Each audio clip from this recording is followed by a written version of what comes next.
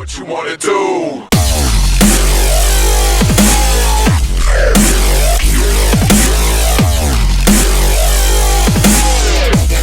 We got the party locked down. Hey YouTube, what is up? Lockdown RC here, and today I have an update slash overview of all of my cars.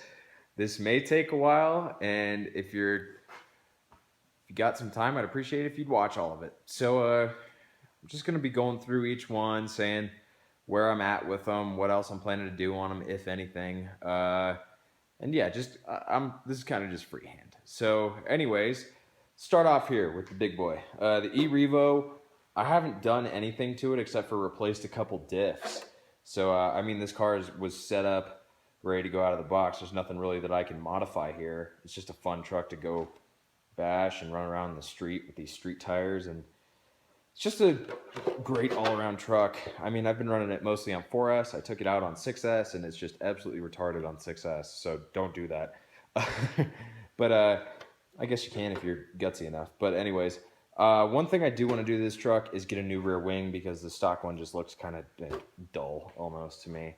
I want to go with a Proline trifecta, probably a white one to match the body. So yeah, that's it for the Erevo really. I took the courtesy of doing all my body pins and stuff. I took them all off before I made this video so you guys aren't getting nauseous from watching me try and struggle with those. But the Wraith, this one I could go on and on and on and on about with how much fun I'm having with it lately. But I've just kind of outfitted it with a couple little scale details and add-on parts. Not too much has changed really performance-wise. Still got the Mamba Max Pro and Tekin Rock 412. Killer combo on a crawler, you guys. It's just so much fun. But anyways, couple things that I had to replace on here were the shocks. I had Boom Racing type eyes on here, and those suck. So I had to put on some Proline, not Pro Specs, Power Strokes.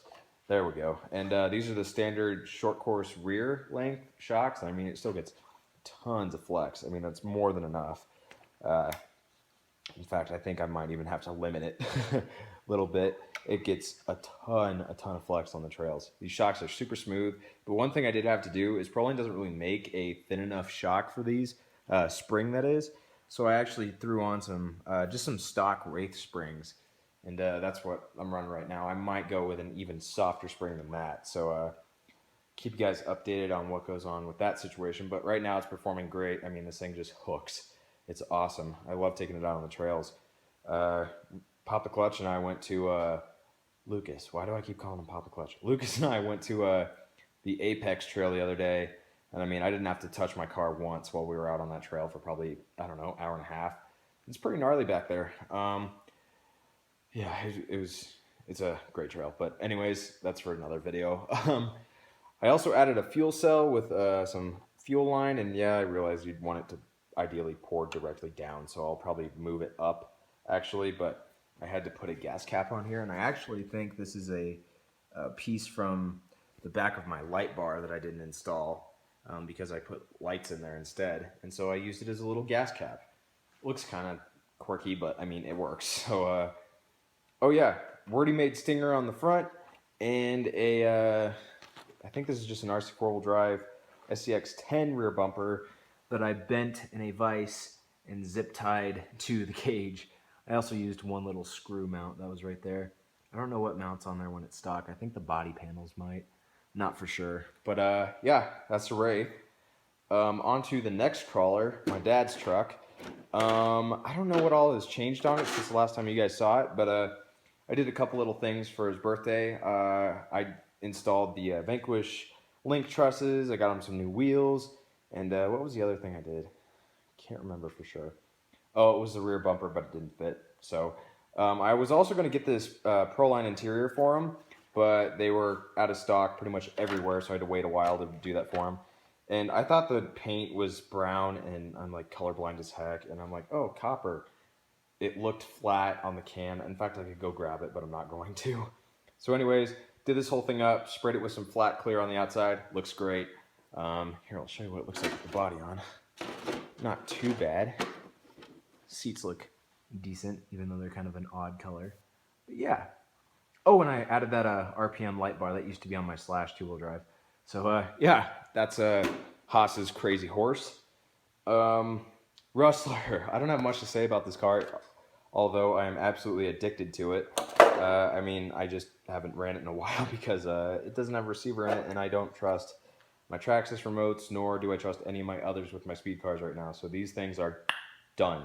I'm not using Traxxas receivers anymore. In fact, I only have one car with one left in it, and that's the Erevo. Plan on switching that one over to Spectrum and these two guys over to Futaba. So, anyways, not a whole lot's changed on this guy. Got to get some new tires. Definitely get some new drive shafts and rebearing the whole thing. Maintenance, transmission, and whatnot. So I'm hoping to go for 75-80 with this setup on 3S, by the way. It's just all about managing your weight and the other crap. So, anyways, that's the Rustler. Haven't driven this thing since like November. Here's a Slash 4x4, which I've been driving pretty much like almost daily. Well, not daily, like weekly racing. This thing's awesome. It's just so perfect for backyard track racing. It's a beast. The only thing that goes wrong with it ever is stripping spur gears. And I mean, I have like 7 or 8 of them, so I'm not too worried about that. This guy is switched over to Spectrum, and I must say that if you race with a Traxxas remote, you will become a 150% better driver if you just switch to a decent. It doesn't even have to be a nice one. I have a DX4C, which is like one of their base models, really. It's still expensive. It's like $100 for the radio and receiver that comes with it, but just totally worth it. Also, Pro 2. This thing's dirty. I've neglected to clean it in a long time, but yeah, same deal here. Backyard track racing setup. I will not be going to the track down in Aurora anytime soon. That neighborhood has just become really rough, and I don't feel safe down there, to be honest. There was a triple homicide not too far from the track a few weeks ago, so yeah, just gonna avoid that area of Colorado for a while. It's unfortunate, but I think that Chad over at Moore needs to think about relocating. Everybody drives like an hour and a half to get there anyway, so it just doesn't line up with my current agenda right now. But anyways, moving on. Protoform deal. The Speed Slash, that's what it's called. Oh boy, what have I done to this thing? I don't even know. Oh, those battery straps are from the Pro 2 because I was too lazy to buy some. I'll add that to my list. But it's going good. I just got to do a couple things, rip that receiver right out of there, and I got to balance my tires and fiberglass that body, which I sort of kind of started on. I got all the drywall tape down, and I actually used some clear Plastidip on it to hold it in there until I can shoe goo it, because I'm that lazy. I probably did that back in I don't know, March. I've been really busy, you guys, and I haven't been working on my RCs a whole lot lately. But I have been making sure they will all run. I mean, they're all in perfect running condition right now. I mean, I have the receiver for my Rustler over in a toolbox. I could throw in there, and technically it would run. But anyways, I just got done fixing this guy up after being down for so long. I couldn't tell you the last time I drove this thing, like middle of winter probably. But yeah, I did a whole bunch of stuff to this guy. So first off, with this weird looking shell that I probably shouldn't say that. It's probably inappropriate. But it is very interesting looking. It looks like a bug sort of deal. But it's a Proline's Jeep body for the Yeti. Everybody has the Fords. Everybody has stock bodies. Nobody has this one, and that's what I think is really cool about it. It is so gnarly looking to me. It's just out there. But anyways, yeah, what all did I do in here? Aluminum servo horn, incision front linkages, power strokes. These are STRC hubs, and I still have to replace these Boom Racing ones. Which, by the way, I'm going to go on a huge rant here. These Boom Racing guys are pissing me off, man. I mean, like, no matter where you put the screw on your linkages here, on these knuckles, sorry, I almost called them hubs, but on these knuckles, the wheels are either way towed out or they're way towed in, and it's just there's no straight alignment. And I mean, the Yeti comes with fixed linkages stock. So in my mind, if you don't have adjustable linkages, like these aren't adjustable by any means. I mean, they're not supposed to be. I suppose you could, but I don't want to back those rods off and risk stripping them. Anyways, I think that that's a total joke, and they should just mount up and be straight as a dime. But they're not, because that's boom racing for you. I hate to rant on those guys because I know so many people love them, but they have just screwed me over countless times. Although their transmission in my dad's truck is holding up pretty nicely. I will give them that. Anyways, at the rear, it's the same story. Went with more Vanquish stuff to replace the crappy Asia Tees parts. And I went with the Curry anti-rock sway bar.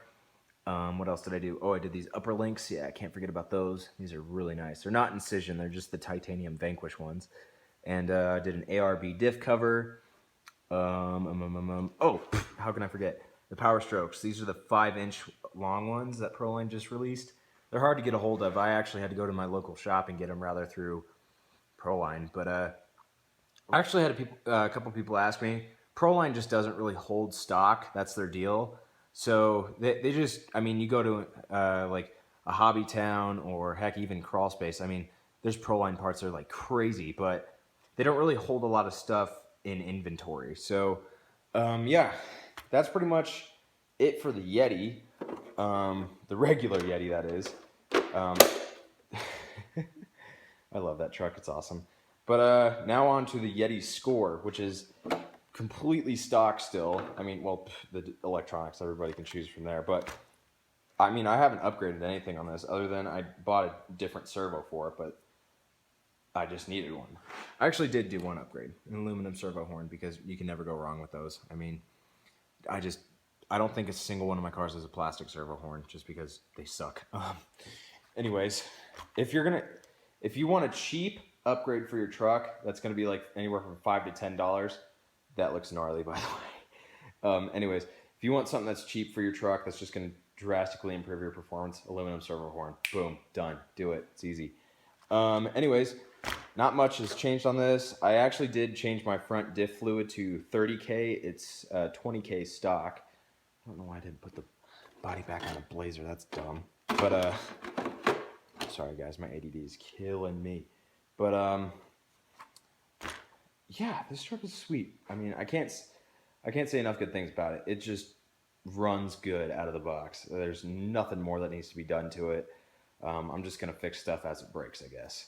So, and I've beat this thing up, man. I mean, I haven't been nice to it, so it's held up pretty nicely so far. Looking forward to running it some more this summer for sure. I'm actually going to Lake Powell here in a while, and going to be checking that out, taking a couple RCs. That just looks so flippin' cool.